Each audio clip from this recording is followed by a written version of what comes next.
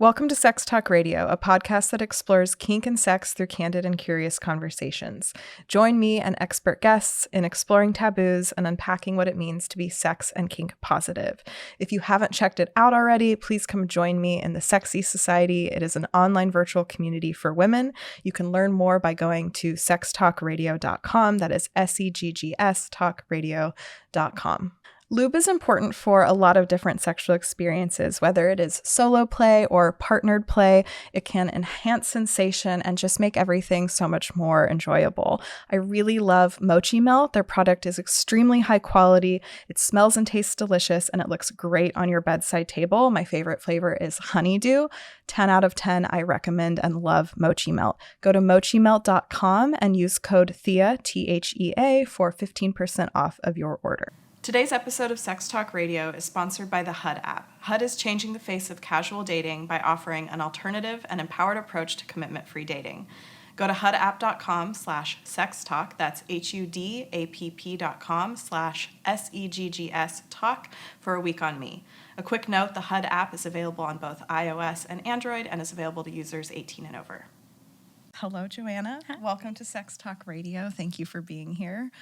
I came across you through some mutual friends on social media, and you really vulnerably shared that you have HIV and really just put your world out there vulnerably. And I felt like that took a lot of courage, and I really want to share your journey with the world and what you're up to now. So, yeah, thank you for being here. Thank you for having me. And I have to say, I'm so nervous, but excited. And nervous because I've never done this before, but also nervous because this is a really hard story to share that people don't want to hear. You know, I think it's such a taboo subject, but everyone's having sex. And that means that everyone is having sex. Then, yeah. And the majority of people have some experience or encounter with STIs. Like, I have, and it was horrific. And I had no idea that I could get I can't remember if it was gonorrhea or chlamydia in my throat because nobody was talking about it. I was sick for months. And it was just like there's this part of me that felt like an advocate that was like, wait, we got to be talking about this stuff more. Mm-hmm. Well, if it makes you feel any better, you don't seem nervous at all. You're lovely. Thank you. And it's really, really brave and exciting for you to be here. So tell me a little bit about where you're from, the bullet points of growing up in your life. Yeah, so I was the firstborn here in America. My parents are Costa Rican immigrants. I think just like a lot of minorities, we faced like a lot of problems with getting education, getting insurance, getting issues. And so sex was like this taboo subject that we don't talk about in Latin culture, period. But then talking about sex and STIs and STDs, no. They were like, gosh. I remember both my parents saying, like, if you have sex, you're going to get a baby or you're going to get AIDS. Holy and, shit. like, that's, like, the sex talk I got. So you had a whole other level of cultural stigma to work through in your process. Mm-hmm. Yeah, because I mean, I feel very privileged to not, like, to have had a very sex-positive mom and parents. So that's a whole other layer you got to explore. Yeah, that was really intense. And then explaining that to my mom and to my dad was really hard too because they didn't know. People don't talk about stuff like that in Latin culture, especially with women. Like a woman getting that. My family in Costa Rica, they were all like, "Oh, she's gonna die. We gotta do all this stuff." And I was like, "Wait, no, I'm good." Yeah. So you have other siblings? I do. So I have two sisters. Okay. I'm the baby. I have my own son who I got prior to being diagnosed. He's amazing. He's actually here in Austin with me, but he didn't want to come. How old is he? 7. Wow. And how old are you? 27. Oh my gosh. Mm-hmm, okay. Mm-hmm. He'll be 8 in a week. Oh, yeah. Young mama. Oh, yeah. Yeah, I was really young, really young. I had a really tumultuous childhood. So, again, I was having sex really early. I didn't have the right facts. I also got a couple of STDs as a teenager that was really hard for me to navigate because I didn't have, the help or the guidance. Sure. Where were you living? Where did you live I when your family moved here? Or they moved here before you were born, but the outskirts of Dallas. Okay. Yeah. So you've spent most of your life in Texas? Mm-hmm. Okay. Yeah, Texas girl. I was actually born in Jersey, but I didn't develop the accent because I moved here when I was like 2. Yeah. So you said you encountered STIs as a teenager. I mean, that's not like our sex ed system doesn't set us up for anything like with that. even with my experience last year, as somebody that knows more about this stuff than the average person, I didn't know what was going on. I was so sick. What was that like, navigating that like as a teenager? And like, what was your high school sex? Did you have any high school sex ed? Oh my God. I don't think we did. I think we had sex ed in middle school where they tell you about your period, and that's all I remember. I don't think we had sex ed in my school. And oh my God. I was like a super promiscuous child, and my mom wasn't talking to me about this stuff. So when I got these STDs, I remember being at the clinic with my mom, and the doctor like pulled me, for a check-in? For a check-in, like yeah. blood work annual type thing? Or? No, actually, someone told me, hey, I got this thing. You should go get tested. Oh, okay. Well, hey, look at those teenagers being responsible. Yeah. Actually, no, he was an adult. Yeah. God. That's a different story. Yeah.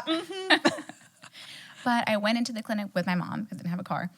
And I wanted to talk to the doctor privately because I didn't want my mom to know. And at the time, there was a law where the doctor could privately speak to a teenager about this kind of stuff. Look and at my Texas mom was being progressive. I know, right? My mom was pissed. She was like, no, I need to know what I'm paying for. What are you talking about? And I was like, I just have this like yeast infection. And she's like, I don't believe you. And I was like, just give me the medicine, Mom. I need it. Oh, honey. Because she didn't want to talk about these things. She just wanted me to not do it, you know? But I'd always been like a really sexually explorative, even child. I was just very curious about my body. Yeah. And I love that about me. Yeah. You know? I talk about that with a lot of my guests, like this curiosity of exploring our sexuality very, very young and just having this kind of like intense sexual energy our whole lives.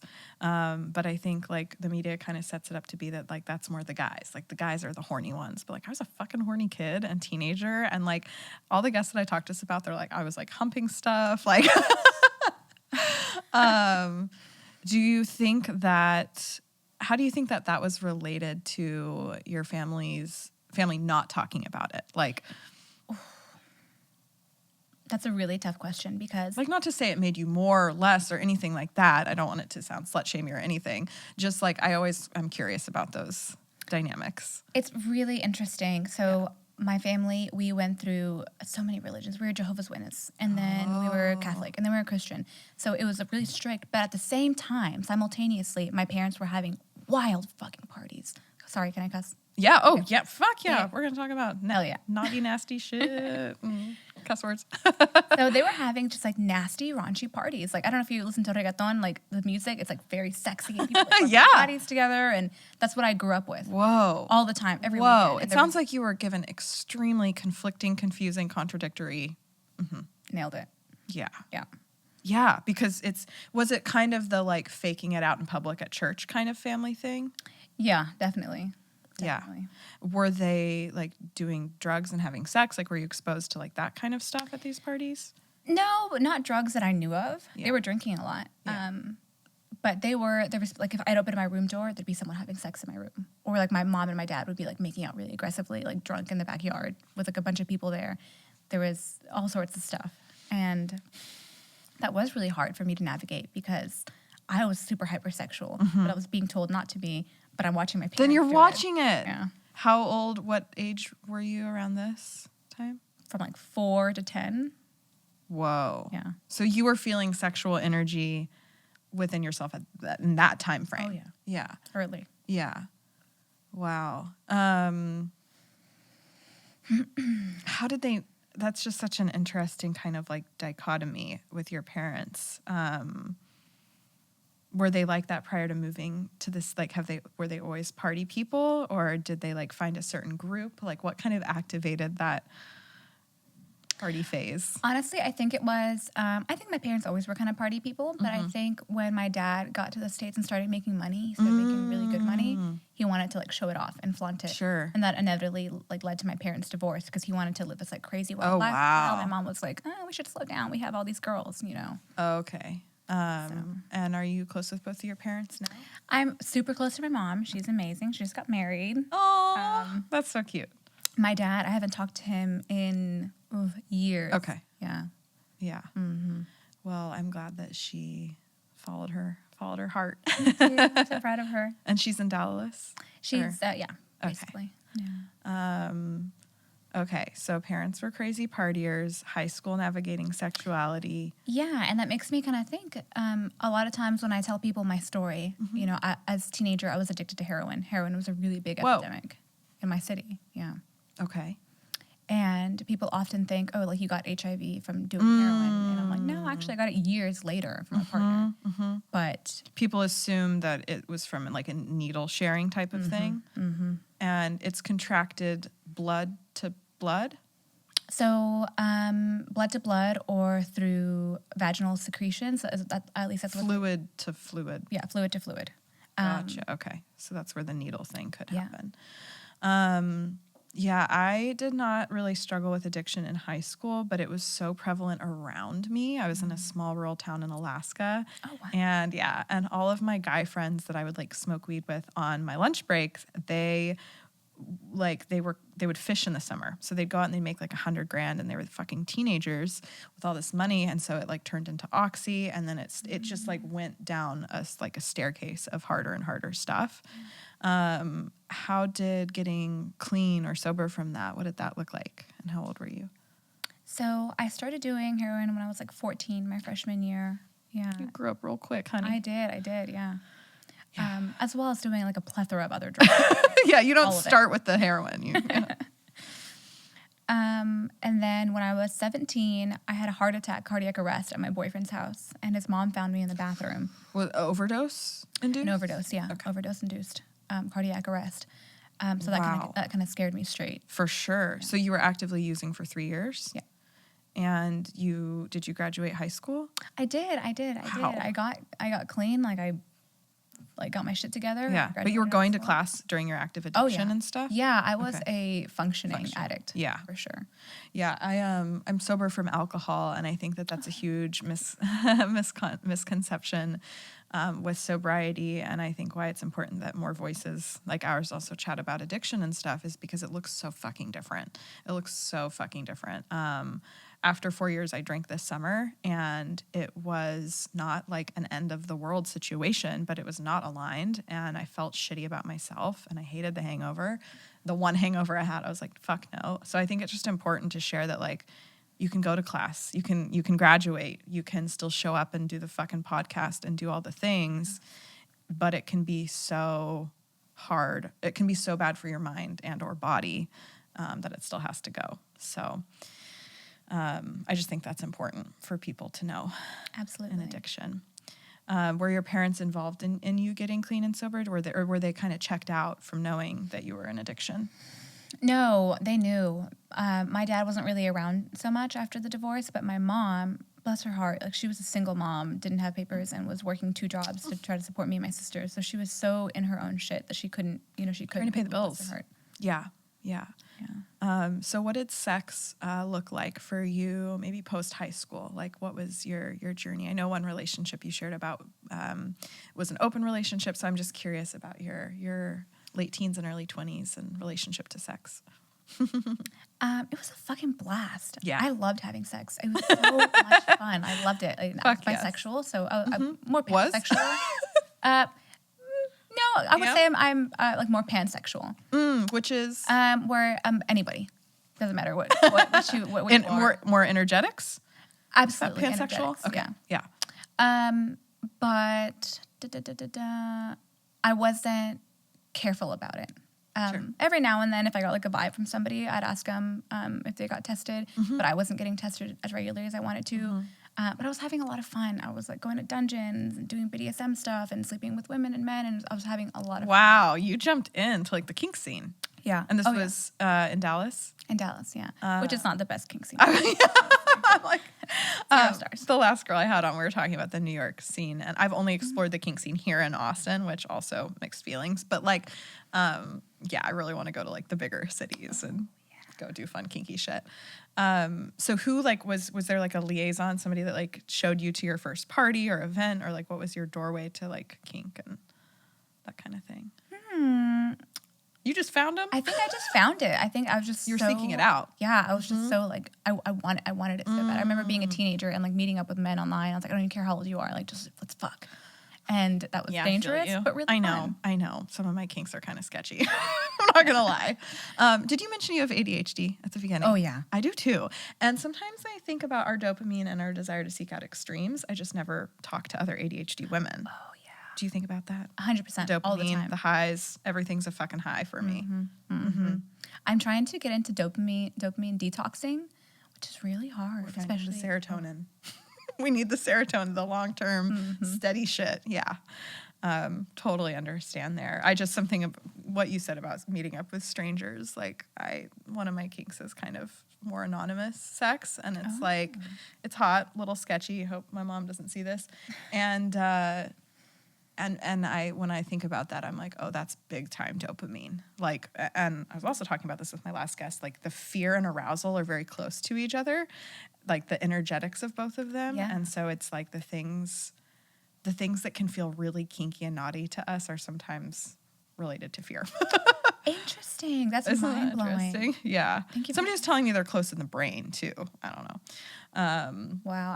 I'm like mind-blowing. I never put those two together. Yeah, girl. Fear and arousal, baby. I mean, yeah. And then we were also talking about how like that can lead to like safe, comfortable, long-term relationships feeling boring because we're not up against the what could be fear or unknown. Anyways, okay, so you were finding dungeons in Dallas as a late teen. I'm impressed. I mean, from my kink exploration, which has only been like the last year and a half, 2 years, it's like I just kind of wanted more. I wanted to keep pulling back the curtain. Were most of your experiences positive in terms of playing in the BDSM and kink scene? I would say so, yeah, actually. Yeah. I felt really empowered, honestly. I felt super empowered. I think I don't know, like my pussy was just like throbbing, and I feel like it gave me clarity, and I was like really confident, and I was really versed into this entire world. I was reading books, I was talking about it at college. I loved it. Wow. Were there specific kinks or power dynamics that you were drawn to? No, all of it. Okay. All of it. I was really explorative in the beginning. Yeah, it wasn't like dom or sub or certain kinks. I like just fucking. Just fucking. And I would say it was a switch, honestly. Same. Because there was times where I could be on top of a dude with a whip and like a chain, and there were other times where I was just like, oh, daddy. Yeah, we should go to like a play party together. Like we should talk. Okay, so play parties, Dallas, fun. And so tell me about the open relationship that you were in. So that's, I think, where I did most of my exploring. I met this guy on Tinder, and he was 25 years older than me, and he was like major silver fox daddy. 25 years older? Yeah. Okay. 25 years older than me. How old were you? At the time, I was 21. Okay. Yeah, major silver fox, really intelligent. We love older, smart daddies. My type. Yeah, he was an attorney. He was really funny and smart, and he was involved in, at the time I was like really liberal, so I was into all this stuff, and so was he, and we just clicked immediately. And my baby, I want to say, was 1. Oh, yeah. Yeah, he was 1 at this time. Wow. Yeah. That's a hard time to be. Actually, let's talk a little bit about pregnancy and birth and stuff for the relationship. So were you 19 when you got pregnant? I was 18 when I got pregnant. Okay. Freshly out of high school, and I turned 19 and had my son. Okay, so when did the BDSM dungeons happen? After son, before son? Both. Before and after. You started exploring. I would say that 18. Prior to my son, I was already in like the casual hookup scene. But after my son is when I started doing the more parties and the more... With like partnered and a little more. Yeah, okay, gotcha. How did having your son change your life? It's okay if you cry. I'm sorry.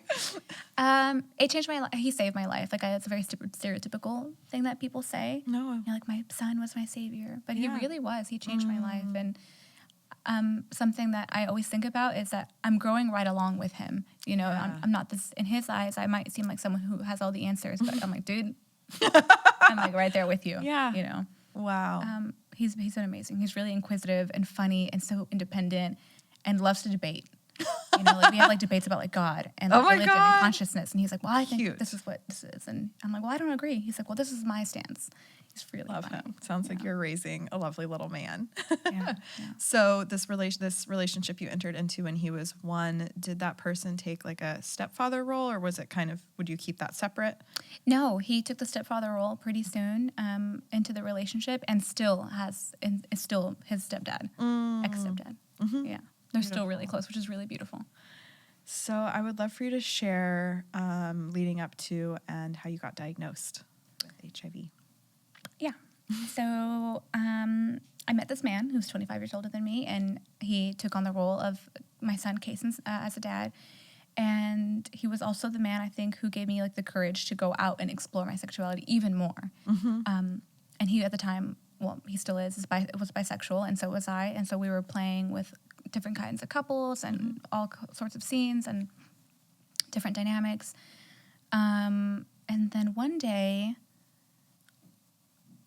he got sick. And I remember him thinking like, oh, I must have gotten some bacteria in my mouth when I was riding my bike. And so we went to go get tested together, or we went to go for him to go get a test to see if it was a bacterial infection. And something in me, while we were at the doctor's office and he was telling her, was like word vomit. It just like came out. I was like, can you test us for HIV? It was like, I knew deep down in my body that this was something that we needed to talk about. Intuition. Yeah, the intuition was hella strong that day. And I remember I was like in my freshman or sophomore year of college, I don't remember, and I got the call while I was in class. Oh, fuck. And he called me and he was like, hey, you need to come home. My results are positive. And I was like, okay, well, what are my results? And he was like, I can't tell you. We can go together. So we drive. I already at this point, I already knew. Yeah. Because I had also had like a slight fever like a week before. Okay. In the middle of like May. So the woman gives me the results. And at the time, I want to say this was one of his clients. Remember I told you he was an attorney. So she was one of his clients for some like malpractice. Oh, the doctor? The doctor, yeah. Oh. Yeah, I don't know why we chose to go to her, but we chose to go to. He also probably didn't think you were going to necessarily ask for that test. That's a good point. So she gives me the news, and I don't know if it was like a cultural thing, but she was so dry. She had no bedside manners, and she was so nervous that she was laughing. And she was going through the results, and she was like, "So you don't have HPV, you don't have this chlamydia, you don't have," and I'm like, "Bitch, get to the fucking point." Like, he's over here crying next to me. I already know what you're gonna say, and he got upset. He was like, "Can you just fucking tell her what we're here for?" Wow. And she was like, "Okay, like you're HIV positive." And of course, I start crying, and she goes, "Make sure you don't cry in front of your son because your tears have HIV, and you can infect your son." Hell. Can you believe that? That's like some like AIDS epidemic 40 years ago, whenever it happened. When did it happen? The 80s. The 80s, yes. Time's going by very fast. 40 years ago, like super outdated, fear-based bullshit. And so many people have this very antiquated view of HIV and AIDS. Like, and that like you can contract it. Like in all these, people are living in the past. Like, this is not the reality of HIV and AIDS anymore. It's completely different. Well, and that's why I really honor you for coming on here and talking about it, because just because things are different than the 80s in terms of how it's being spread and the preventative things people can do, it's still a part of our world. And I just don't think people are talking about it, which is why there's a lack of, I think, education and knowledge. Wow. I mean, she sounds probably like, it probably wasn't her like this was not like a STI clinic. No. Yeah. Not that it means anything, but just that she probably maybe hadn't ever given somebody this diagnosis before. But those moments are life-defining moments for somebody. So to not treat them with respect is really tricky. And then to further shame you that your tears, I mean, Jesus. Yeah, coming from a doctor, that's really, I think, surprising and shocking. I know that you learn about this stuff in med school, so I was really surprised to hear that. And I don't know if they teach bedside manners in med school. I don't know if they do or don't, but this woman, I think, really needed it. But you know what? Granted, you're right. She probably wasn't used to giving this kind of information. So, but at the time, it was such a traumatic moment for me. Sure. And, I mean, that imprints you for the rest of your life, What did you think it meant for you that day?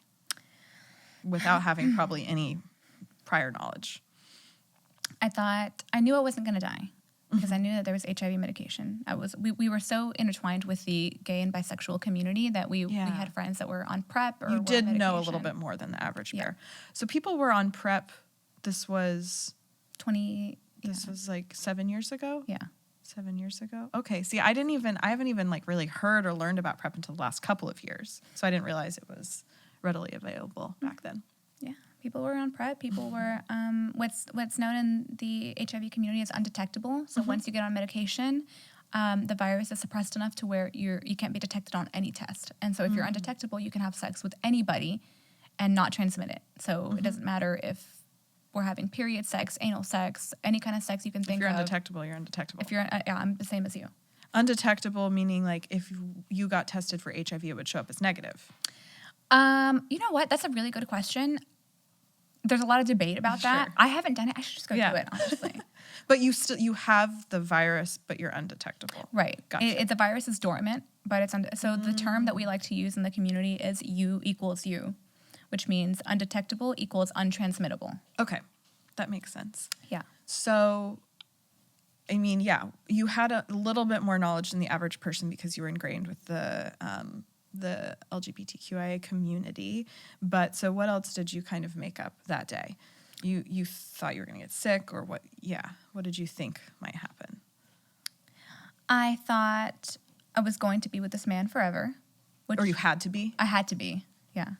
Which was okay at the time. I thought we were going to be together for a long time, but in retrospect, I'm like, girl, he's 25 years older than you. Well, you probably felt like a little trap all of a sudden. It did. Like this is my person now because we both have HIV. Exactly. Sure. So I felt like I was going to be with him forever. I felt like my life expectancy was going to be shorter. And honestly, truthfully, in that moment, my deep and beautiful relationship with my sexuality was cut off immediately. Something that I had since I was a little girl to rely on was like cut off. You know, like even masturbating after that was really hard for me. That used to be such a integral part of my life. Was severed from. Because you felt dirty or what? Like what was the feeling that came up with masturbation? Honestly, it was all the feelings, but it was more of an energetic block. Wow. And it wasn't just like you were your average like you were ingrained in the community, you're going to kink events, you were in it, and then it became like not feeling like what you would be worthy there, that anybody would want to sleep with you. Yeah, and I would say I attempted to kind of get back out into the community once I had all the facts and I was really confident. Right. I would say that I kind of jumped back into it pretty quickly because I was confident in once I got the information from the infectious disease doctor that I couldn't give it to anyone, and I was like, I'm going to be the person who lets people know that I'm not a risk to them and that we still deserve sex and fun and, and children and all the things. Yeah. And so I jumped out pretty quickly, and I remember some people didn't mind, but most of the time it was met with like, oh, okay, like maybe we'll chat some other time, and then it would kind of stop there. I did have one guy who was really mean, and he was like, oh, that's fucking gross. Like I don't fuck dirty people. Yeah, I would love to chat with you about that because we chatted about it a bit on our intro call about the dirty and clean. And I think that I think a lot of people just don't know that terminology could be harmful. But I find it harmful, and I'm sure you do too. A lot of people on, kinky dating apps will say like, I'm clean. And could you just speak a little bit more to the clean and dirty thing? And also I think alternatively people could say I'm STI negative or whatever it might be, but I'd love your thoughts. Yeah, that was something I talk a lot about on my HIV advocacy page, is that we aren't objects to be labeled clean or dirty. That I think it objectifies us in a way. Totally. And I think it also separates us, and it makes it like dehumanizes it. When STDs and STIs are a human condition, it's normal. Every human is at risk of dealing with these things, and we shouldn't. There's so much stigma around those words that it pushes people away from getting tested, and it makes people who have HIV or HPV or HSV 1 and 2 feel like they're dirty because people are classifying them as this. If we use words like you said, I got my results and I'm good. Or I don't know, I got my results and I have this, but you know what? Like it'll be gone in a week. We just need to normalize a conversation about getting tested and using the proper... disclosing. And disclosing. Like I've seen on people's bios, like recent STI check, HSV 1 positive. Like that's all it has to be, you know? Why? We don't have to make it complicated. Just say like what it is. Like Yeah. Yeah. I think that HSV 1 and 2 or herpes there's so much shame and stigma there as well. And there's just a lot of work to be done, I think, to change the narratives about these things. So what did you taking care of yourself look like during that time? Like, how long? It just seems like it would be really fucking hard. It was really fucking hard. It was really hard raising my baby during that time because I was so afraid of cooking around him. I was afraid of, we would bathe together. I was afraid of bathing in front of him. So was this before you understood the transmission? Yeah. Okay. Well, because there's always that waiting period when you're waiting for an appointment that I didn't know. I didn't know what to do during that time. And how long was that waiting period? I don't remember, honestly. Sure. But it was between the diagnosis from that shitty doctor and talking to an infectious disease expert who could answer your questions. Right. And you were thinking probably the things that many people who are uneducated think, like it could be transmitted this way or through sweat, or I don't know. What did you think? I thought it could be transmitted through saliva. Okay. I thought it could be transmitted through my tears. As we mentioned previously, I thought it could be transmitted like if a drop of my blood got on like a cookie of his, for example. Right. I think I would think that. Like, yeah. I don't know. yeah. Most people do, especially women, because we told this is a gay disease, and so we aren't expecting gay men have this. Yeah, like we're good. Yeah. Which, when we can come back to this, but actually in America right now, there's more worldwide. Actually, there's more women with HIV than there are men. It's a small difference, but it's still notable, I think. Yeah, that's definitely not the societal perception. Yeah. We'll definitely come back to that. So you were raising a 1-year-old. You were in college. Mm-hmm. Did you take a break or for like? Oh, yeah. Yeah, I was done. I couldn't. Actually, this is really interesting, kind of funny. I was so gung-ho about, like, I'm not going to be quiet about this. I'm going to eventually. So when I first got diagnosed, I was in college, and then as I finished the year off, I stayed in college, and I had a speech class that we had to give a speech on, whatever. I don't remember what the thing was, but we had to give a speech, and I chose to give a speech about HIV and like awareness about it. But I was so nervous. And I remember maybe you weren't ready yet? I was not ready yet. 100% not ready yet. And so I stood up and I was talking to all these kids my age, and I was like stuttering and crying, and I was like, fuck, like I fucked it up, but I was like, fuck it, like I'm going to finish it. Yeah. And I remember a lot of people anonymously wrote, like, you're really brave. Thank you for sharing this. But a lot of people were like, you should keep that private. No one needs to know about that. That's kind of embarrassing. Whoa. Even the teacher, actually, I'll never forget this. She also wrote, like, she was like, this is something that you should keep to yourself. And then later on in the semester, she was giving a lecture, and she gave an example, and she was like, if you're giving a speech, don't make it about like your personal problems such as STDs and STIs. And I'm like, bitch, that happened like 2 months ago. Like, I'm right here. Oh, you dealt with some really shitty stuff. Yeah. And really faced just those initial reactions of, whoa, the shock factor of it. Yeah.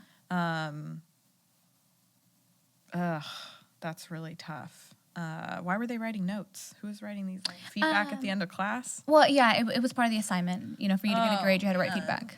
Ugh. But it's okay. I love it. I'm glad it happened, because it was just another little practice milestone for me to get to where I am today. And you never know how that could have changed somebody else's life as well. Even if they were critical in that moment or whatever it may be, you don't know if that teacher found a diagnosis later on for an STI and had empathy. Like, I think that, it's hard and it's brave and it's also important. Like, I actually faced my first kind of shitty internet bully yesterday, and it was through the anonymous questions, so I can't figure out how to block the guy. But it was so mean, and it's like, it's kind of, though, important, I think, to come up against that a little bit, to see the darkness that is out there, because we're trying to bring the light, baby. That's right. Word. So what was the appointment like with the infectious disease doctor, and what kind of questions did you get answered? Because I feel like those answers will answer a lot of the listeners' questions. My infectious disease doctor was great. I love her. She's amazing. I'm so happy that I have her. Still have her? I still have her. Oh, my God. Yeah. Yeah. Been 6-7 years now. Cool. And she told me right off the bat, your life expectancy is going to be normal. You're going to live to be really old. You're going to meet your grandkids. Like, don't worry about that. The only thing different about your life is that you're going to take 1 pill a day, and that's it. And she told me this, and this is something that I've held on to, is that the stigma is greater than the actual disease. You will deal more with the stigma than you will with the effects of the virus in your body. Wow. And that's profound. That's big. Yeah. Yeah, I'm so glad she said that to me because that really stuck with me. And the tangible action item of like a pill once a day. That's it, just 1 pill. Yeah. She told me that once I got on medication and got undetectable where the virus was dormant in my system, that I could have sex with anybody. Again, I love to say it, even period sex. With anyone, no issues, no condom. Of course, she was like, there's still other STDs, so be careful. She still wanted me to work on it for those things. Of course. I could have sex with anyone I want to, and I could have a baby with no issues. So let's talk a little bit about the blood, because you've mentioned period sex a couple of times. So if you were not on medication and it's blood to semen, I guess, would that be more easily transmittable? Kind of? Or? So what the CDC says is it's a very, very small chance because it's kind of a hard question, but yes, the answer is yes, because it's more concentrated in blood. But if you're a female having sex with a male, the penis itself is like an arm or a foot. It doesn't have any open lesions or like an asshole where it's very delicate. Right. So it's the transmission would be more likely for the female to more get likely it for on the her female. period. Yeah. From a man that's carrying it. I think for a man, no, it's kind of the same as it would be for an anus. A woman's vagina is very, very delicate, and so the chances for even small tears and then semen entering those small tears is possible. Now, a man,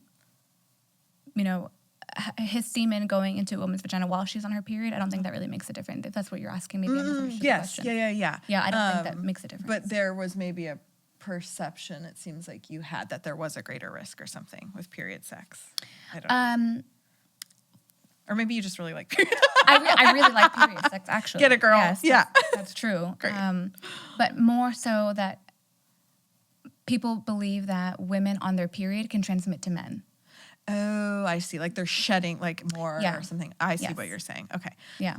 But we know now that the statistics are 4 out of 4,000 chances that a woman will transmit to a man. So it's like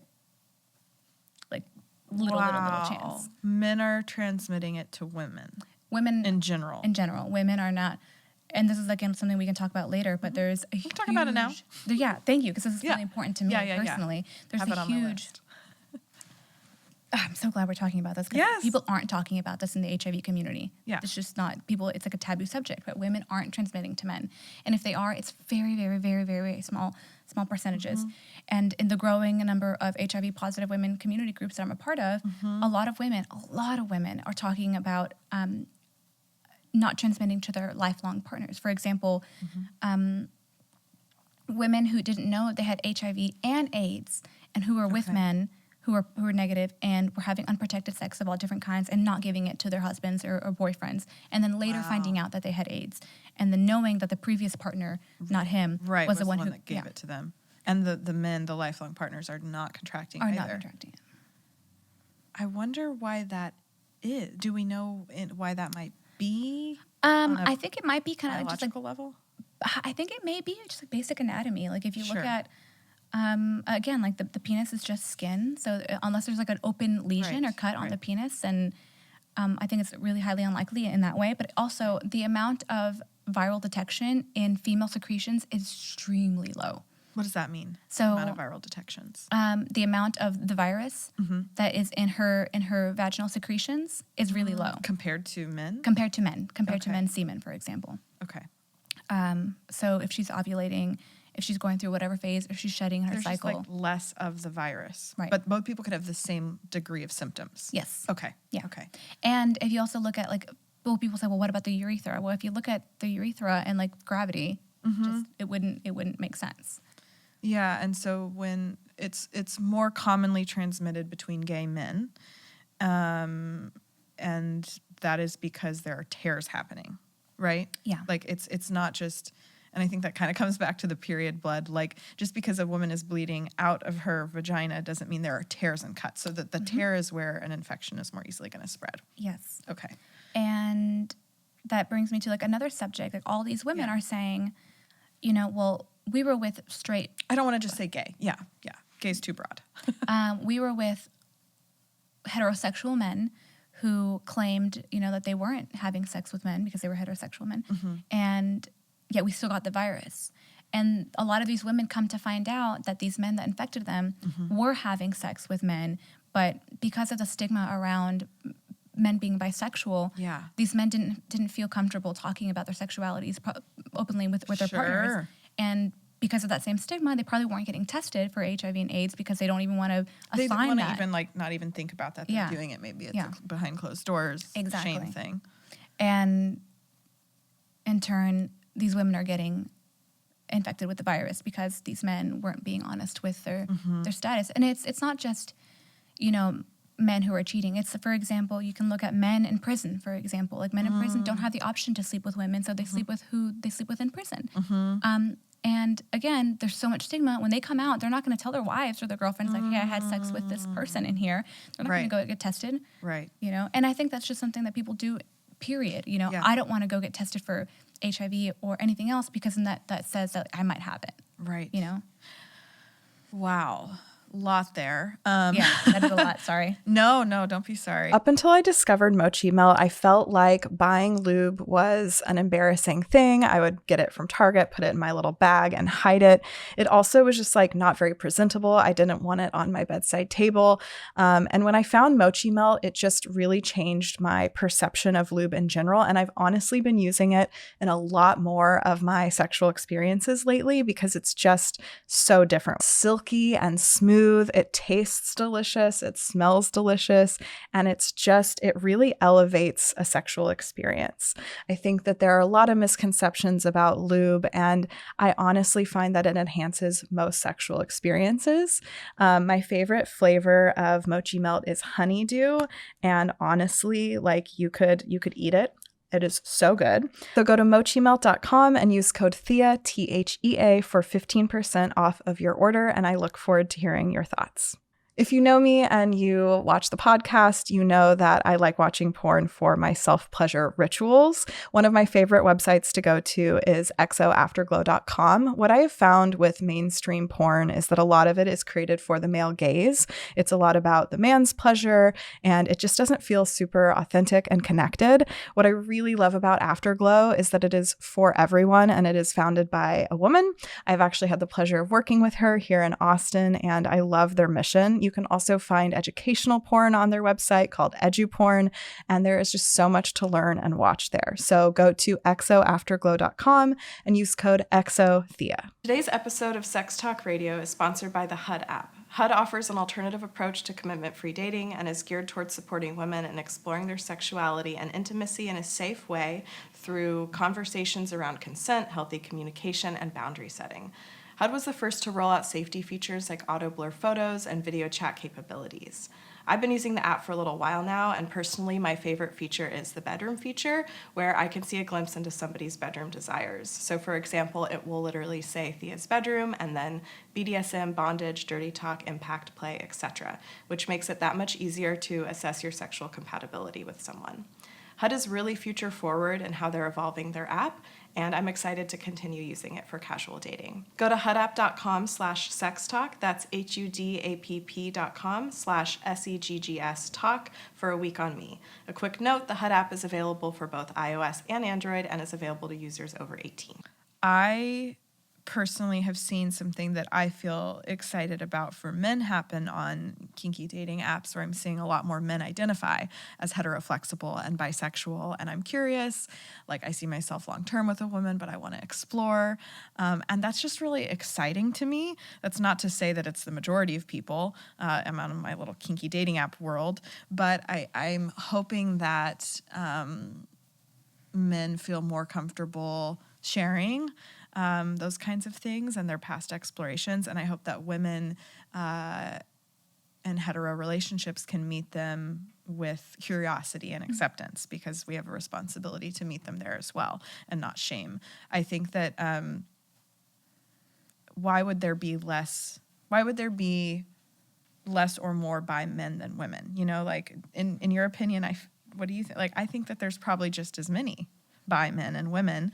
And I mean, I know it's a spectrum, but speaking more specifically to bi men and women, and I think that women are sexualized in their bisexuality. It's hot. It's this threesome. It's the let's bring another girl in. It's so fucking hot if you fucked her.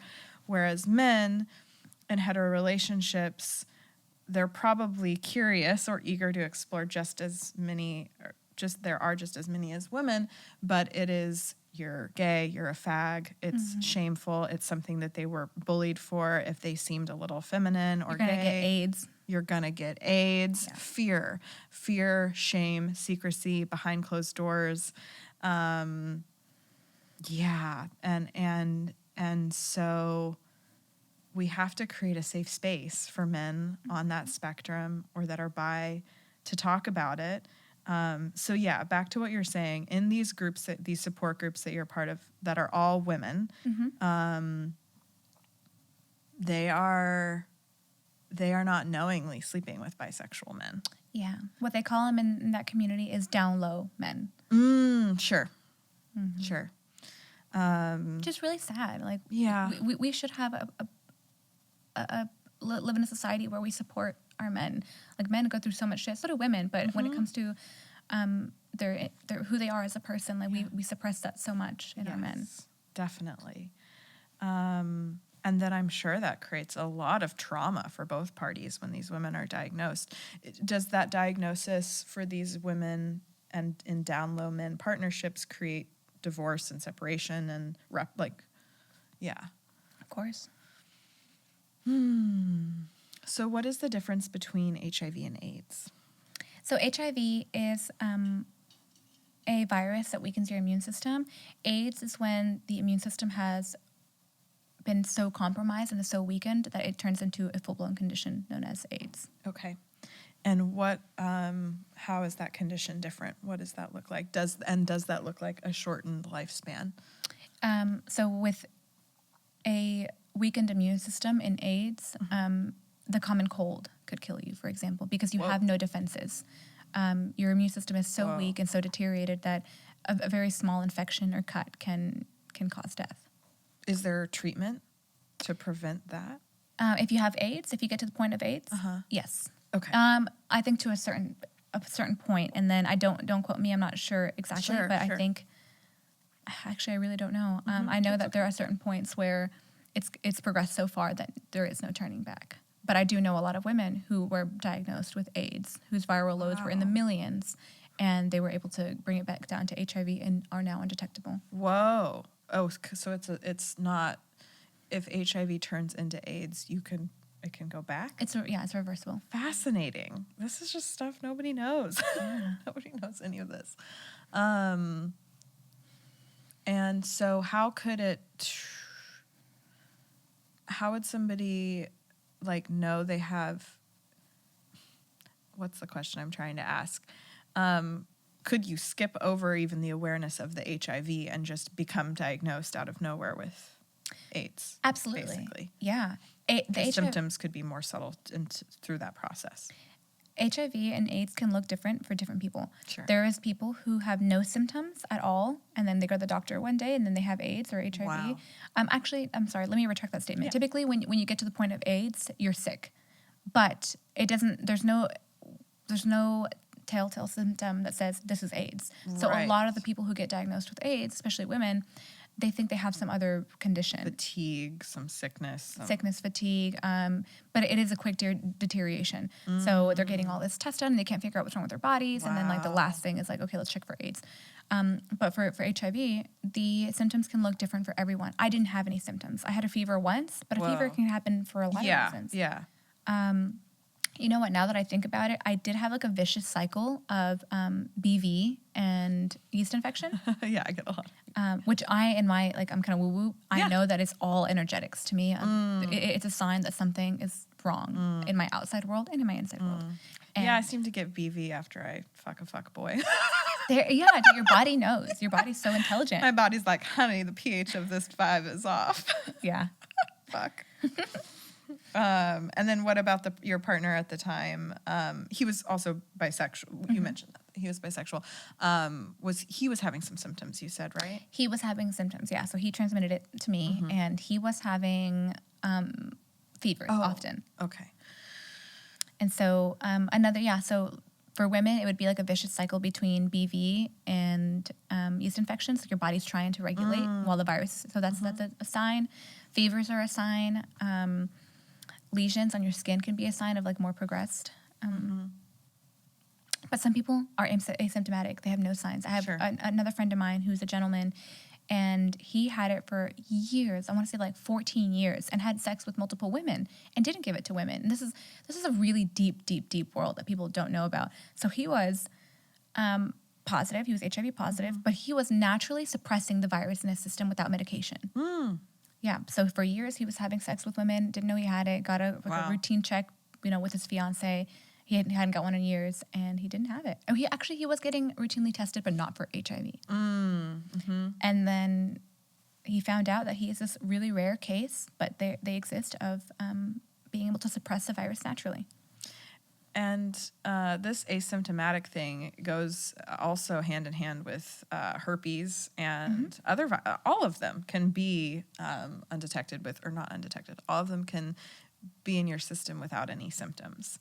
That's right. So, I mean, I think my message is like just to get tested. Yeah, just fucking get tested. Just get tested. And I feel like I hear people encounter, and I've encountered things before where they're like, oh, well, we don't really test for HSV2, aka herpes. That'd have to be blood work, or you'd have to be, have symptoms for us to test. Like, just fucking fight for it. You know what I mean? Like, unfortunately, I'm an entrepreneur, and I've had this idea, like, I really want to build like a fun, cool STI clinic. Maybe you and I should talk about that. Yes. Like, just that's like fucking chill.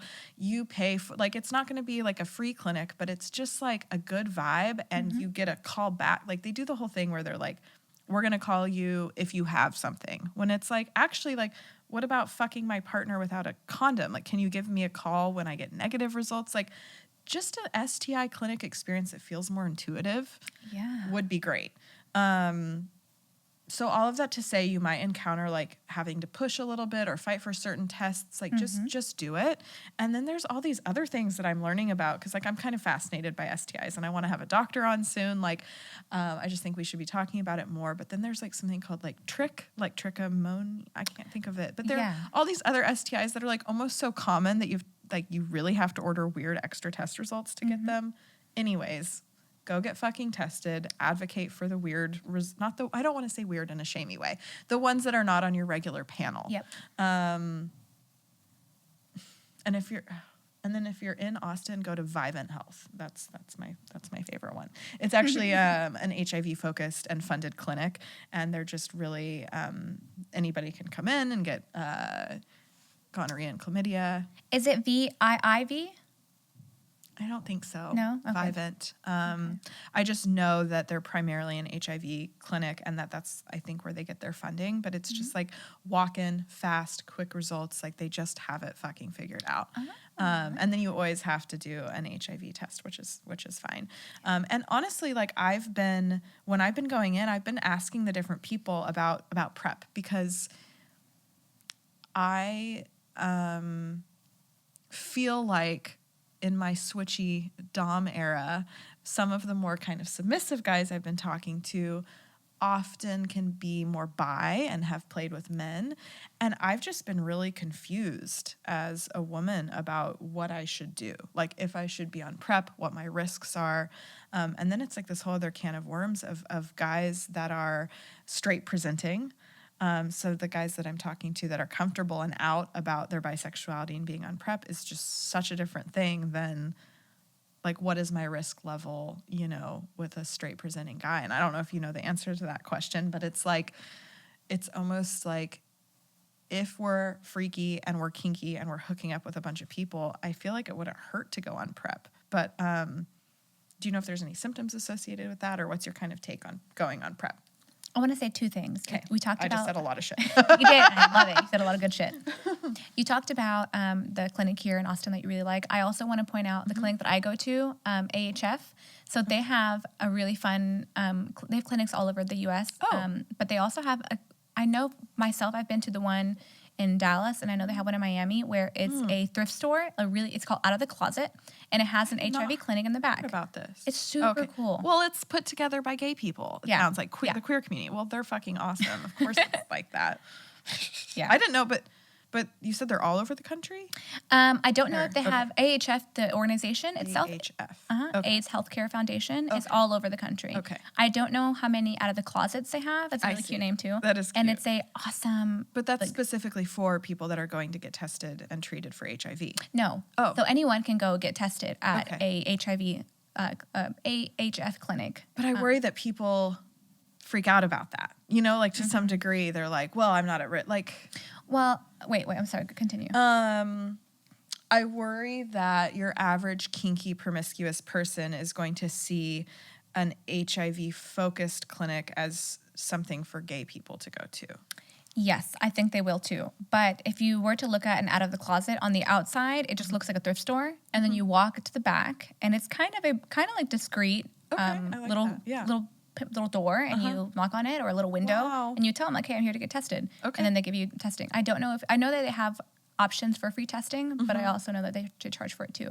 So on the outside, Out of the Closet just looks like a thrift store. So, and I know they have them, I think a lot of That's very cool. I think they have one in Austin too. I might be mistaken, but I think they do. Yeah, I'll look into that. So Out of the Closet is a good option. Yeah. I just wish that experience was just... Like, when I had my chlamydia situation, the person at urgent care that after 3 fucking rounds of antibiotics was like, girl, you just have this in your throat, like 1 shot, you're good, you're out of here. I was like, oh, because nobody knew what it was. After that experience, the doctor was telling me, like, Austin's bad. Like, Austin has an extremely high rate of untreated STIs. Because it's a bunch of, horny college kids, and nobody's getting tested and nobody's getting treated. So I just wish there was like a fun like chain of like, just come get tested. It's $200. It's everything. We'll call you. You should do it, dude. Fuck. It's I did have ChatGPT write up a business plan for it already. I think that profitability would probably be hard, because I think that sending off those labs, you'd probably have to get like in-house. I don't know. We should nerd out about it sometime. We should, because it's so needed. I've been thinking about reaching out to colleges and high schools and being like, hey, let me come talk to your school. Because I don't know, this might be kind of risky to say, but I don't think that when you look at me, people think she has HIV. Right. Well, that's why you caught my attention. I was just like, you caught my attention because you brought up my bias of like, oh, I realize that I've put a box on who has HIV, and it is gay men. And so that's why I was really intrigued to understand your story. Yeah. And I think that someone who is so confident in their story and confident in my sexuality, I can go and talk to people, especially our youth, and say like, hey, it's normal if you're going through whatever the fuck, but just stay aware and just take care of your body. And getting tested can be sexy. Getting tested with your partner can be a fun experience. Like, let's go get tested and then get ice cream. It should be that way. It shouldn't be so taboo. It should be normalized. Yes, big time. And I think that there's a privilege that we have as, oh, we wouldn't expect that person to do that. Like, people don't expect me to be kinky and freaky and all these things. And so I feel like I have a responsibility to share a message and to destigmatize. And same for you. I think you could totally, and also the entrepreneur in me is like, I know what speaker pitch rates look like as well. Like people, maybe not high schools, but there are certain places where you could be getting paid thousands of dollars to go give a speech. So if you ever want to chat about that, I'd be happy to help. I just bought a course on how to be a public speaker. And I think that there's a way to, and this is the business coach in me, to you can't just do the thing that's like, for me, my moneymaker is business. I love talking about sex, and now I'm able to weave the two together. So HIV is just one part of your life. You are passionate about breath work and the woo, and so how could you create a speech that brings that both together so it doesn't feel like work? You know what I mean? And I would love to talk more at the end about the other things that light you up too. But I love that. I think that we only take our fucking health teacher so seriously and, you know, to a certain degree in high school. So, but to have a speaker come in, you're kind of like in class, the good girl, like, okay, well, listen. So I would love to see you do that. That'd be really neat. I think you're going to say something else. I don't remember. I don't remember, but I know we were talking about PrEP. Yes. So PrEP. So for people who don't know what PrEP is a medication that you can take to prevent getting HIV if you are in a community where it's more prevalent. They also have a medication, I can't think of the name right now, I'm drawing a blank, but they also have a medication where if you think you were exposed to it, you can go to a clinic and to take one pill. Whoa. Yeah. It's like a plan B. It's like HIV. A plan B, yeah. That's a rhyme. Yeah. Wow. Okay. So that could look like, I hate to say that it would look like somebody like not disclosing, but I'm trying to think of another scenario because it would have to be within a certain amount of time of exposure. Maybe? Yes. Yeah. I want to say, I believe, please do not quote me, please research it, 24 to 48 hours. Okay. So that, I'm just trying to think of what would a situation, like, how would that happen without somebody being like, oh, I literally got my results back yesterday, you've got to go take the pill? It could be that. I mean, again, I've heard a lot and I've seen a lot in this community, the HIV positive community, and there have been situations where someone just has like this feverish desire to have sex, and they have sex and they know they're positive and infectious still, and they're like, fuck, I just did that, I'm really sorry. Wow. You need to go to a clinic. Or, you know, the next day they come clean. Or I've also know of stories where like this woman was having sex with a man in a different country, and his mom busted in the room and she said, what are you doing? You have AIDS. Like, while the woman is having sex with her. Yeah. Or having, yeah.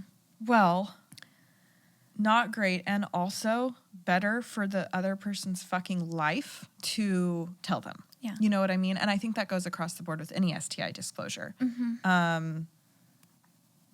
You should tell the person, or if you think you're at risk, you should be getting tested prior to having sex. But shit also happens. Yeah. And better for everyone involved, to be honest, truly. I mean, I have had to send out a couple of texts before saying, hey, I had this thing, and I feel like all the times that it was really just the one time this last like a summer ago that I had to do that, I was met with judgment. I was met with a ton of questions, not even people being rude, but like, all of a sudden I'm their person to ask the 400 questions to. Oh, how do I get tested? Where do I go get tested? When will you get your result? And it's a lot. So if you get a positive result, I also think there's something to be said for, yes, you should tell the person that day, but like give yourself a moment, take care of yourself first, make sure you're getting your medication and getting yourself sorted out, and just know that a lot of questions can come. How have you dealt with that? Questions with new partners and all of a sudden becoming kind of the source of their education for HIV? That's kind of a tough question for me because I didn't have a lot of partners after I got diagnosed. Okay. I slowed down dramatically. My lifestyle completely changed.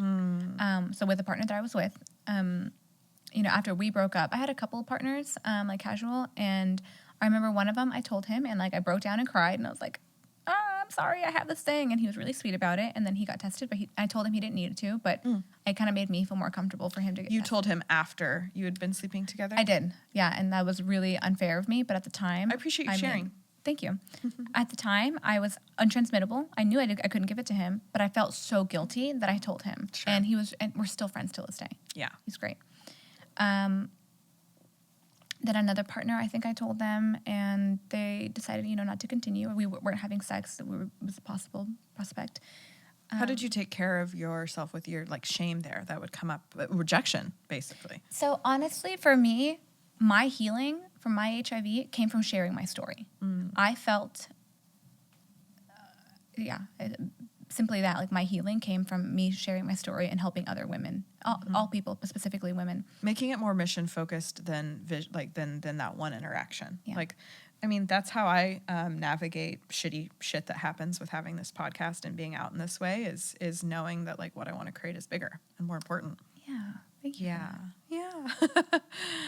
It's not always fucking easy. I mean, it's very different shit we're up against, but at the same time, it's difficulty with family, difficulty with people being bullies, being mean, but knowing that what I want to create is bigger. Yeah, and by you having these hard to have conversations, and the fun ones too, you're changing people's lives. Yeah. You know?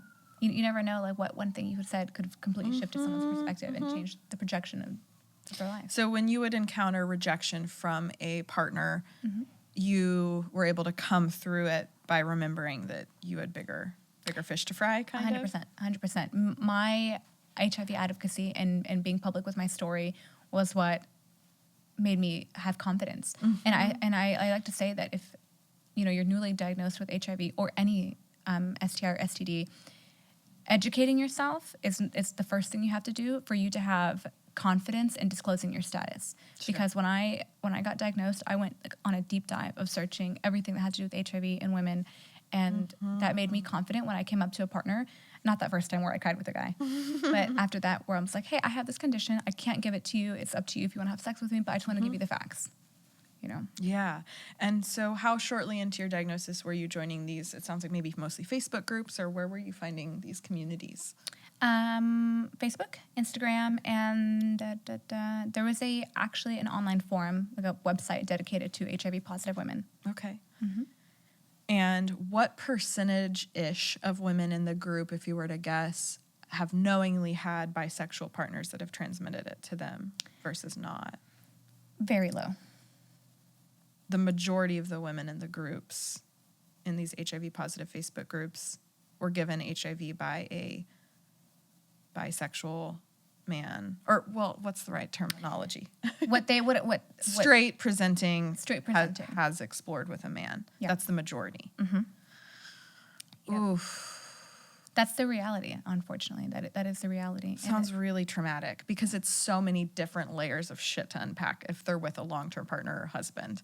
You, at least you knew your partner was bisexual and exploring with men, and that his risk was higher. Yeah.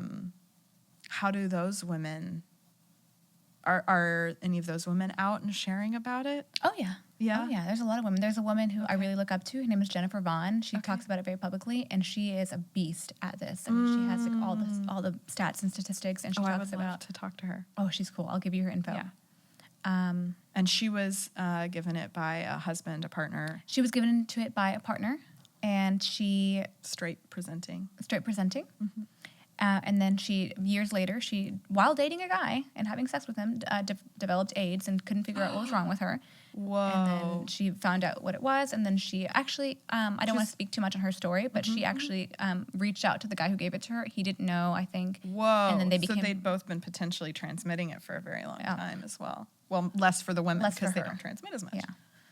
Wow. Her story is really interesting. Okay. Yeah. She's the girl to talk to if you want, like, the facts. Like, yeah. I love to get nerdy. But I love this conversation, too. And did that cause, and again, you don't have to share her story if you don't feel comfortable, do you remember that caused, like, an end to that relation? Oh, well, she didn't know. She didn't know. Yeah, it was years later. Wow. Because there's no symptoms.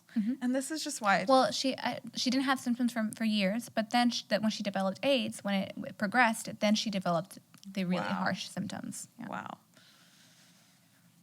Yeah, I think I've encountered women and friends over the years that have this kind of fear of getting AIDS. They have this fear of HIV and AIDS, almost a paranoia. But I think that those fears are also valid, and I just think it's important to do the research. I mean, even when I first came across your account, I was like, my first thing was like, I have so many questions because I don't understand or feel educated on this. So it seems like you were leaning into, at least when I first found your account maybe 6 months ago, you were leaning into educating and content around this. And now you've it's not a part of your, I guess, day-to-day life or content. Can you tell me a bit more about that and what you're working on now? Yeah, as I mentioned before, I have ADHD, so I jump around a lot. So I'm sure I'll lean back into the HIV that's okay, me too. Stuff too. Two ADHD people have fucking lit conversations. Exactly. Yeah. I felt that I don't know. I mean, currently I've been in a long-term relationship with the same man. Oh yeah. Who's negative. He doesn't. Yeah. As well. He doesn't have HIV, and he was actually one of the people who pushed me even further to like go out and talk about my story. So kudos to Tyson. Yay. But it just wasn't a part of my life anymore. Like I live a normal life. Like I'm kind of like a housewife. I don't have a job. I just like sit at home. Yes, girl. And take care of our kiddos. And Does he have kids? He does. Yeah, he has 3 and I have 1. Oh, wow. Okay. Yeah, you mommy. Yeah. So I wasn't talking about HIV with anyone. It was kind of just like dying down. I was like, it's not really part of my everyday life anymore. I wasn't in the dating scene, and I'm not really part of any advocacy groups anymore. But I will say that when I was diagnosed with HIV, shortly after HIV, I developed anxiety, depression, and hypochondriac syndrome.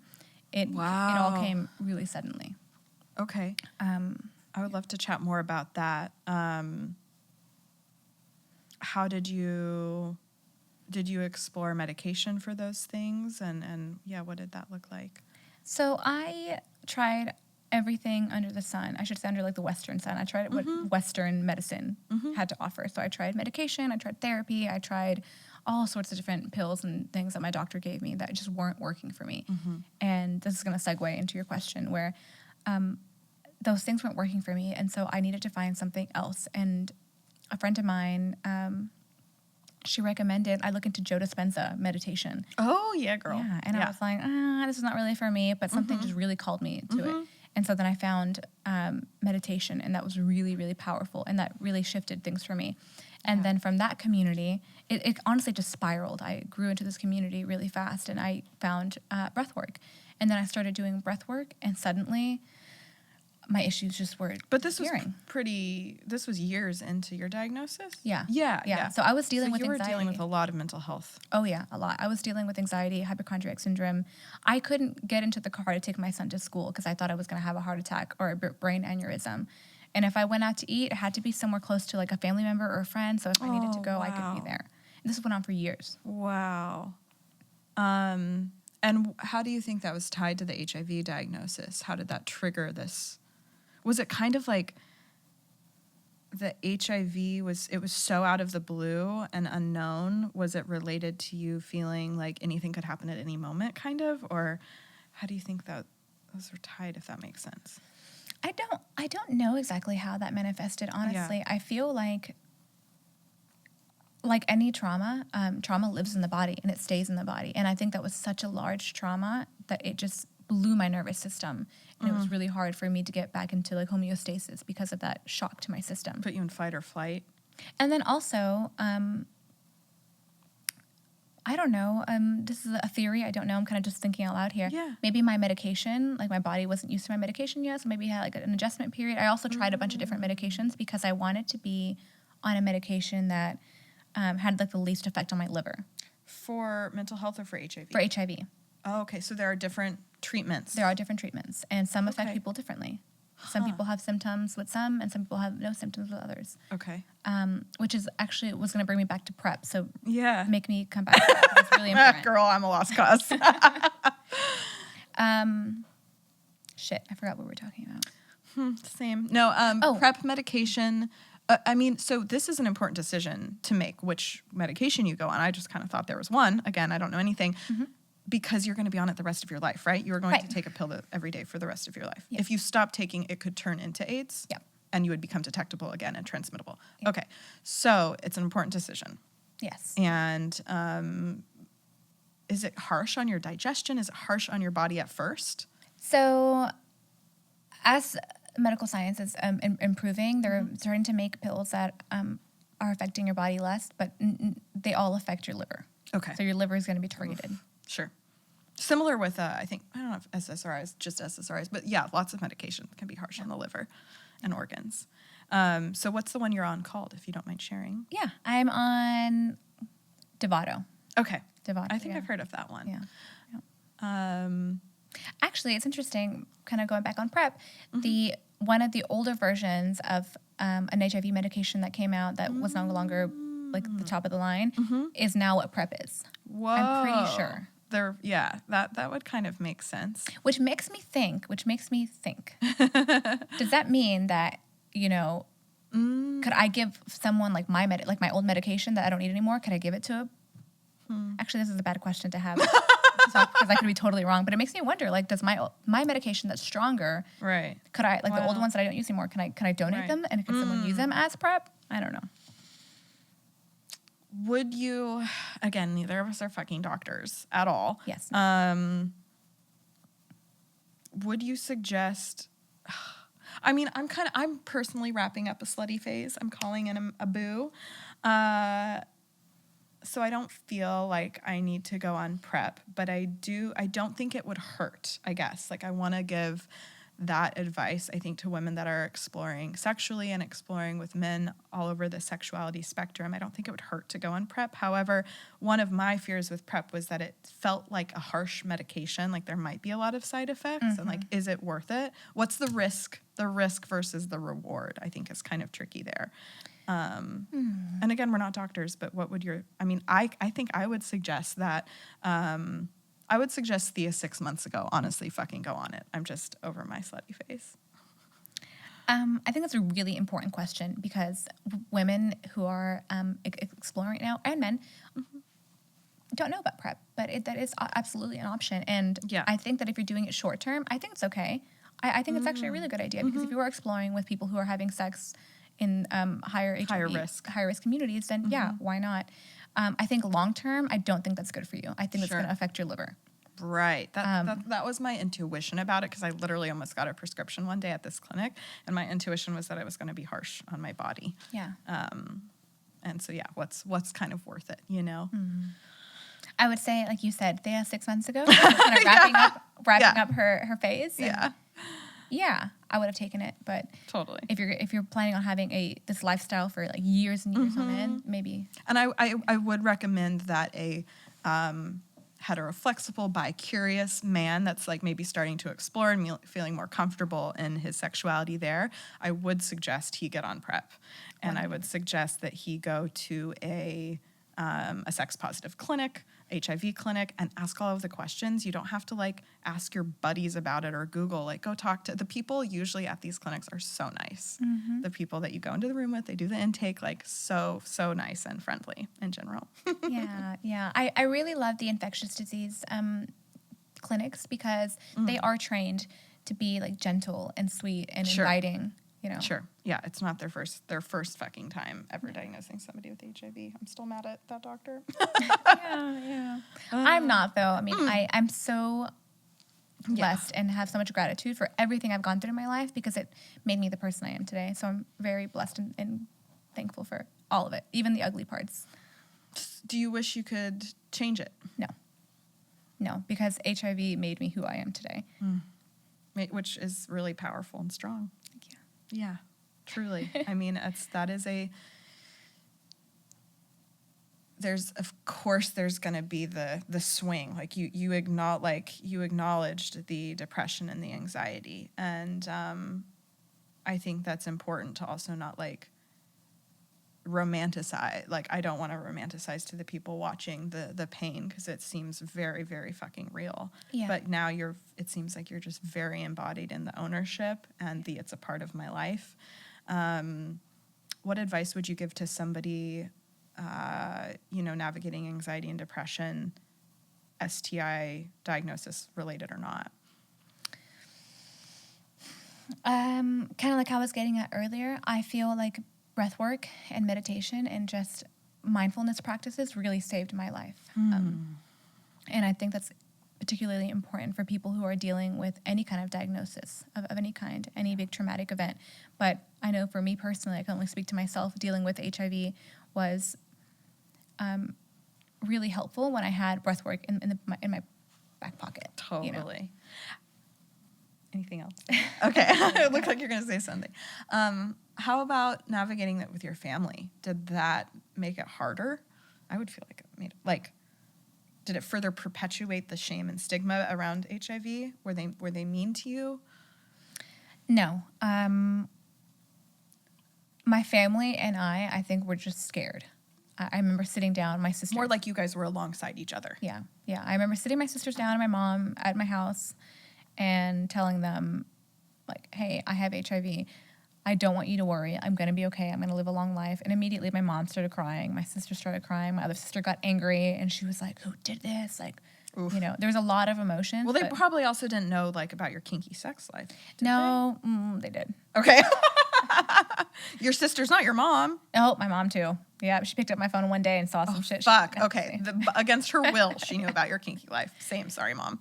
Yeah. Sorry.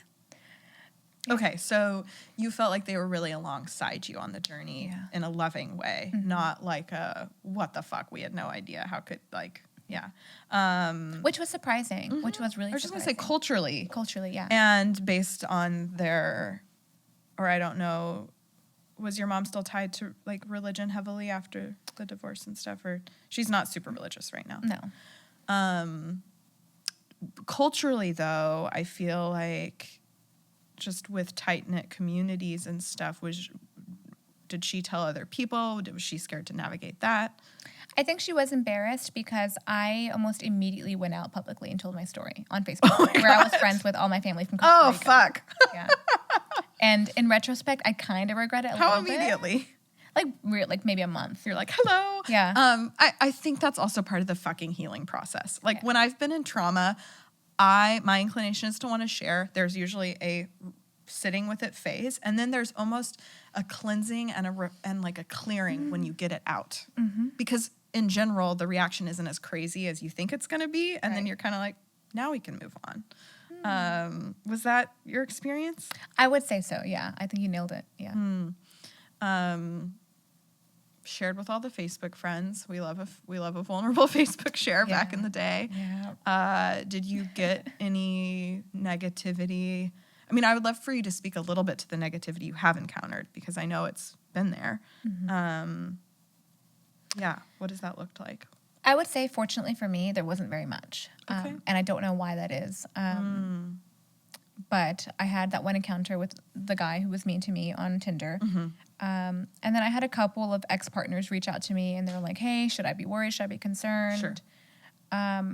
I'm trying to think of, like, other instances where I've been, I almost feel like you faced less stigma because you're not the prototype. And it's almost like people put you in this, and I don't mean this in a bad way, like in a victim category of, oh, this thing happened to her, but she's not the normal type to get it. Right. Whereas somebody that's like a gay man sharing about it on Facebook, he might actually get more hate, because it's like, of course you got that. Why weren't you more careful? Gay guys know blah, blah, blah, blah, blah.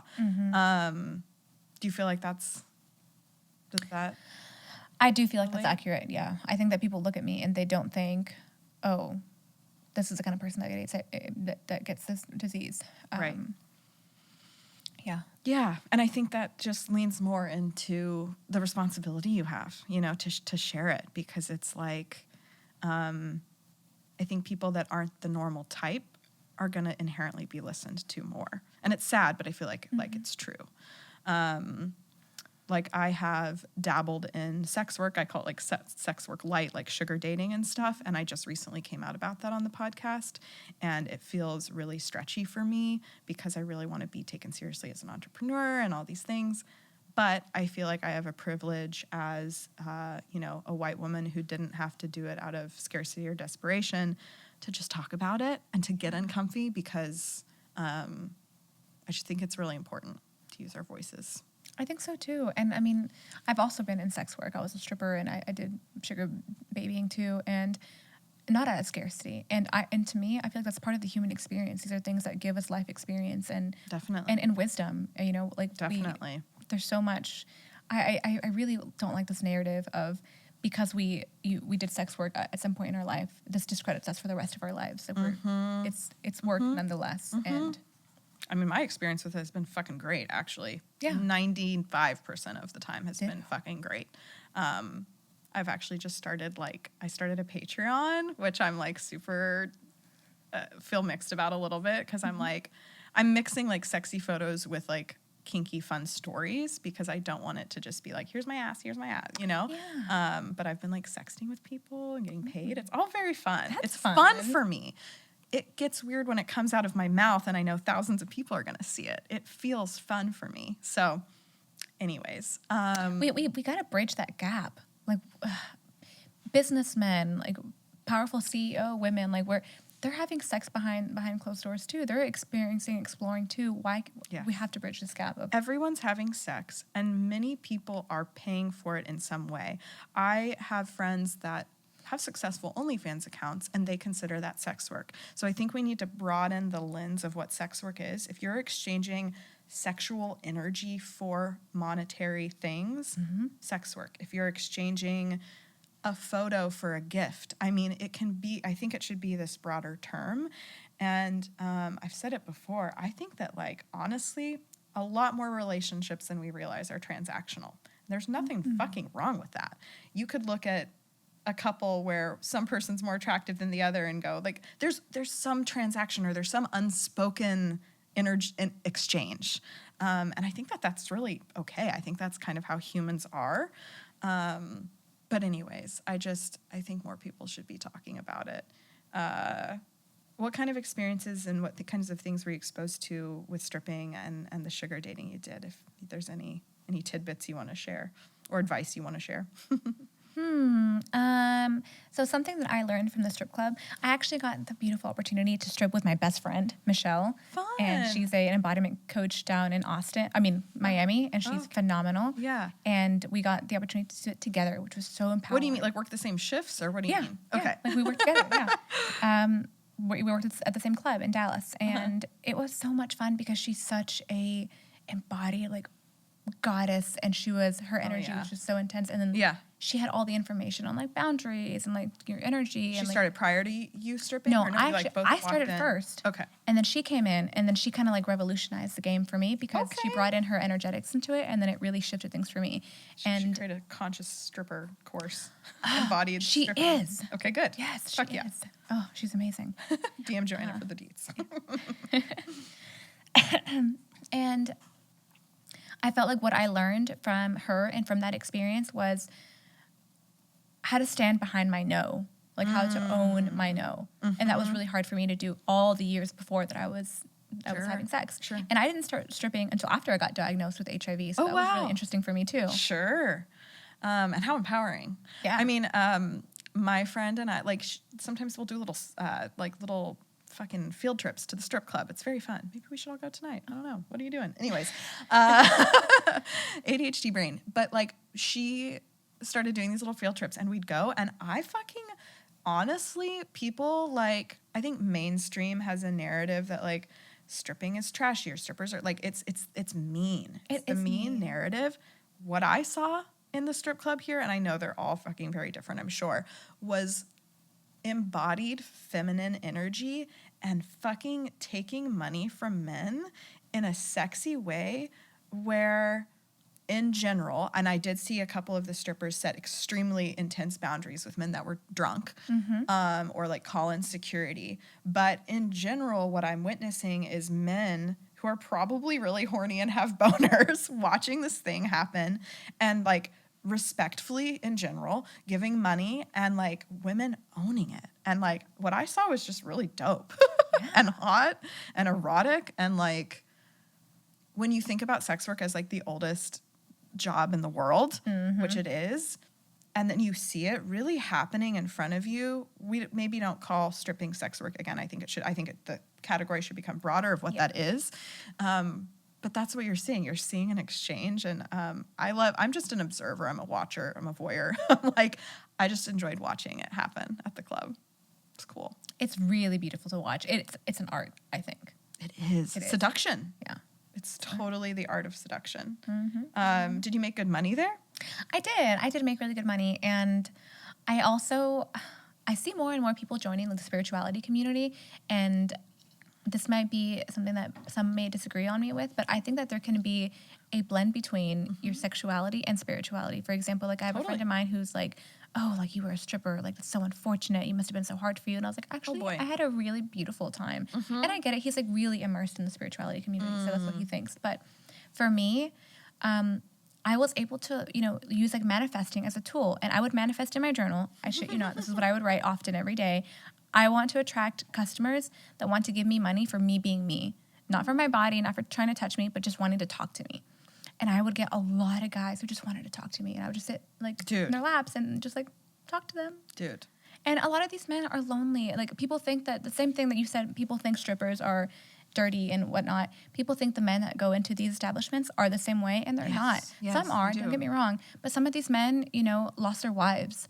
Some of these men have testicular cancer or penile cancer, and they can't, function normally with women in the real world. Yeah. And those people deserve love too, And intimacy and affection and care and touch. Like we're human, we're animals, we're creatures, we're social creatures. We need to touch and there's a lot of loneliness in our culture and society, and a lack of like physical intimacy and connection. Like I think I heard something about how people are swiping more than ever and less sex is being had than ever.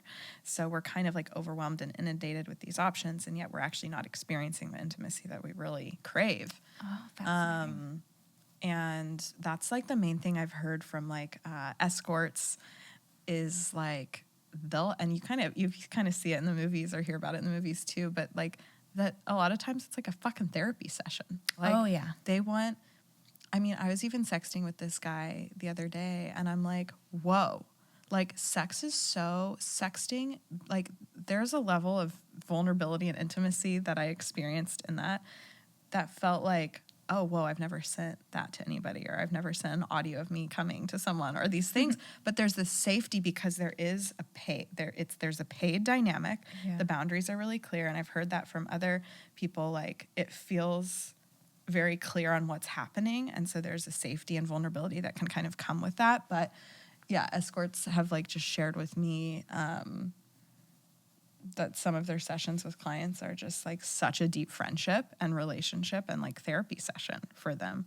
So just to wrap that up, I think that I hope that sex work can be destigmatized dramatically in our lifetime, and we can continue to normalize that. Mm-hmm. So thank you so much for being here. I really appreciate you sharing your story, and I would love for you to share a little piece of advice for young, sexy, explorative people, as well as people that are navigating an STI diagnosis. So I would say, first and foremost, we have to normalize getting tested. Getting tested should be sexy. That's what I like to say. Yes. It should be. It should be fun. It should be something that we should go do together on a date. Like, hey, let's go get tested, and then like go on a date afterwards. And we live in modern times where you can get tested in so many different ways. You can walk into a clinic, you can order a test online. You can short shipped, yeah. For example, like my testing, every time I get my results, I get them straight to my phone on an app on LabCorp, and I can have them immediately, and I can send them to you. Okay. Like we have this technology, people, and it doesn't need to be this uncomfortable taboo subject. Like let's just make it normal so that we can all have fun and be safe and like change the narrative around getting tested. Because as much as I love my life and I'm really happy with my HIV diagnosis, I don't want that for somebody else. Sure. You know, like it's preventable. Sure. Let's just talk about it and make it normal.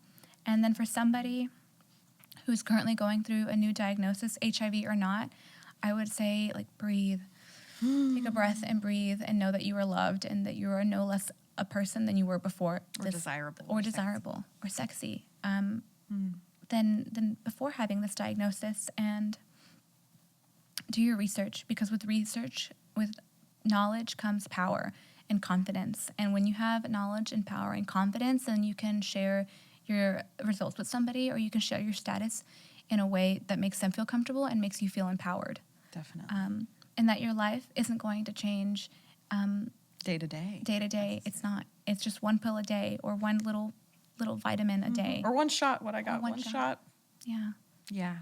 Yeah. Well, how can people find you on the socials? Okay. So I'm on Instagram at positively.jq. My website is jqempowermentsolutions.com. Lovely. And I don't have a LinkedIn. I should get one. No, that's fine. You're good. We're not really a LinkedIn group here. Could somebody hire you to support them with STIs support? Yeah, absolutely. Okay. Absolutely. I am some coaching. Yeah, absolutely. I'm open for that. Okay. Great. Well, thank you so much for being here. Thank you. You're amazing. Thanks, everyone. Thank you so much for tuning into Sex Talk Radio. Please connect with us on social media. And if you haven't already, please come join me inside of the Sexy Society. It is an online virtual community for women to connect and explore with each other. We have weekly lives with past podcast guests and so much more. You can also learn more about my adventures and stories on my private Patreon. Go to patreon.com/sexymusings. That is SEGGSY musings.